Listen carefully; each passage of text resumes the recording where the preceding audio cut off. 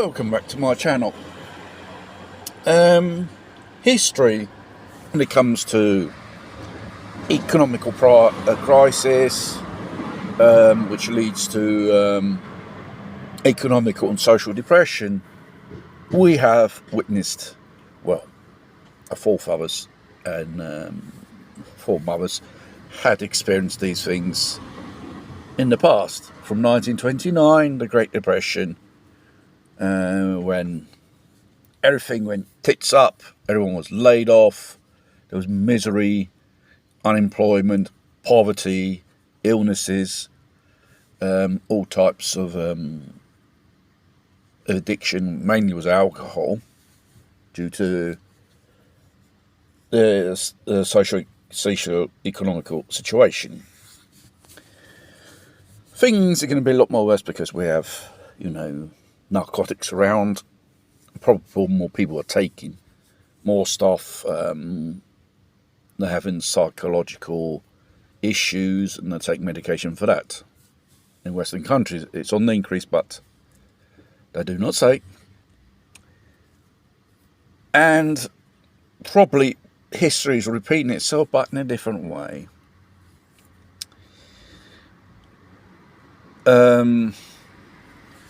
Everyone knows in the last 3 years, Americans are really having a tough time to make ends meet. And here in Europe, here in Austria and Germany and in the United Kingdom, things are getting a bit tough, becoming more expensive. Here in Italy, we see some type of price increase here and there. Not so much hard impact. Italy will be the last. And when the dollar falls, the euro will get a punch in the face and it'll be a knockout for them, and it won't be able to wake up in time at the end of counting to 10. Knockout. The thing is, governments are responsible for this economical disaster. They're the ones who create inflation, not us. Because they continue printing money which has no value at all, which fuels inflation and push up the interests.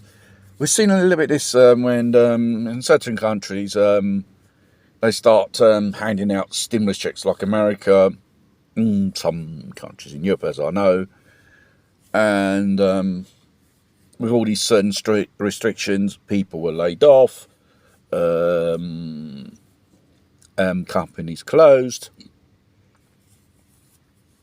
And while we continue to suffer and continue to pay taxes to finance this absurd agora of political interests in Ukraine, more it drags on, more worse it's going to be for us. Because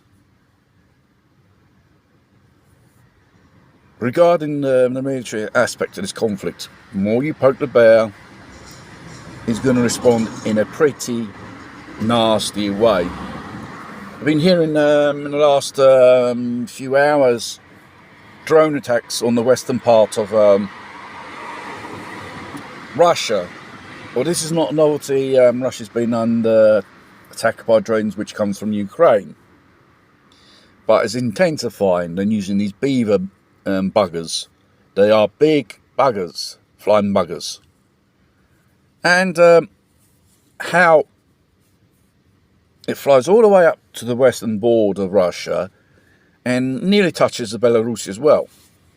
Some say their hunch is they've been launched by Estonia, Latvia and these countries there. If confirmed, that is an act of war. It's still an act of war.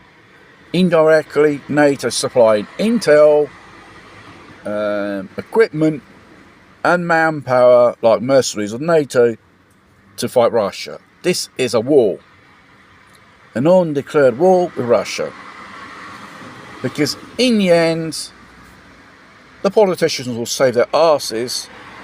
We'll be the last ones. No, we'll be the first ones to perish when the nukes start flying. But people start realising we're not that far away when here's it. And shit hits the physics, excuse me. So, best thing is start stocking up on food, water, and other prime necessities. All those consumeristic things like Netflix, Amazon, memberships, cancel it. They are no good for nothing. When a new kit's you, there won't be no electricity, there won't be no one to broadcast these stuff. And start seriously thinking, not just possible nuke war being upon you, because most probably there'll be such a big recession that's going to hit it globally in the Western worlds. And one by one nation, the economy will go down like dominoes.